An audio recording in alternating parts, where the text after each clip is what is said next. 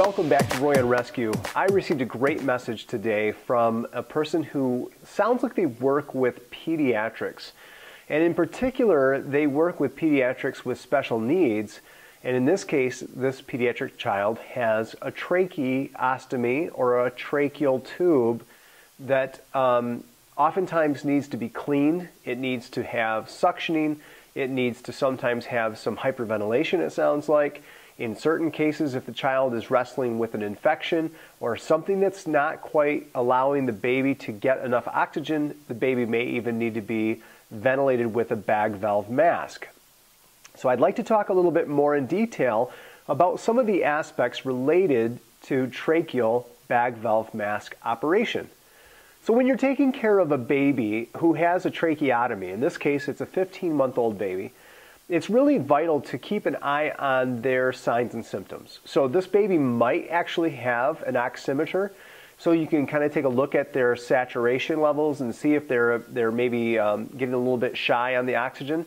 And in that case, sometimes it's a good indicator for us to kind of forego whatever we're doing where the oxygen is not on or the ventilator is not on, and go back to either a ventilator and get the person reoxygenated, or maybe even use the pediatric size or the appropriate size bag valve mask, where you take the mask off and then the tube actually fits onto the tracheal tube. Some of the considerations to take here when actually helping a patient with a tracheotomy is to make sure all of your supplies are in an order which is organized and you can get to them in an efficient manner. It's going to be vital that you also have your sterile technique if you're going to be doing anything where you're going to be inserting a suction catheter, or if you're going to actually be changing the actual tracheal tube completely out.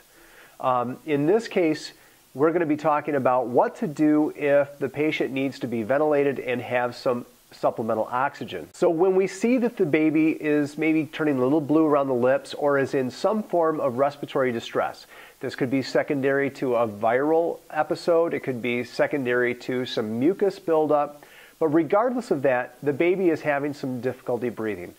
So if we can hear the gurgles when the baby is trying to breathe, it's a good sign that we probably need to suction the baby's trach and be able to get some of that mucus out of there, thin the secretions, and allow the baby to be able to move air a little more normally. Now keep in mind that if we need to do some deep suctioning, it should not be greater than 10 seconds, and make sure to follow the proper suction pounds per square inch or pounds per millimeter of mercury that's appropriate for the size and age of the patient. Remember that too much suction can cause some tissue damage and some trauma, and we don't want to do that. So when we look at the bag valve mask and we're ventilating the patient, it may be a good idea to actually attach some oxygen to that bag valve mask. Let the reservoir bag fill so that we can hyperventilate the baby or the patient with some concentrated oxygen, being able to increase the amount of oxygen in the person's body before we discontinue the bag valve mask, discontinue the ventilator, and prepare to deep suction.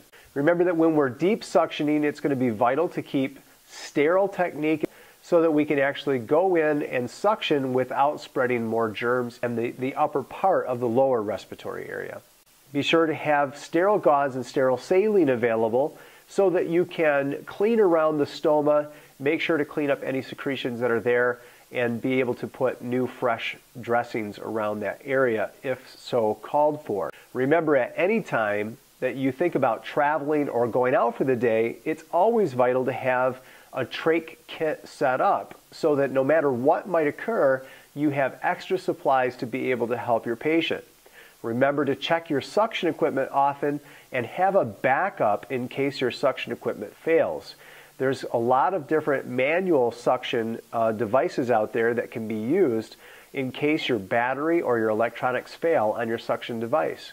If ever these different procedures start to get beyond your scope of practice, or the child or the patient seems to be going into deeper distress beyond your ability to treat out in the field, make sure to call on advanced respiratory care, as this patient might be deteriorating and need additional help.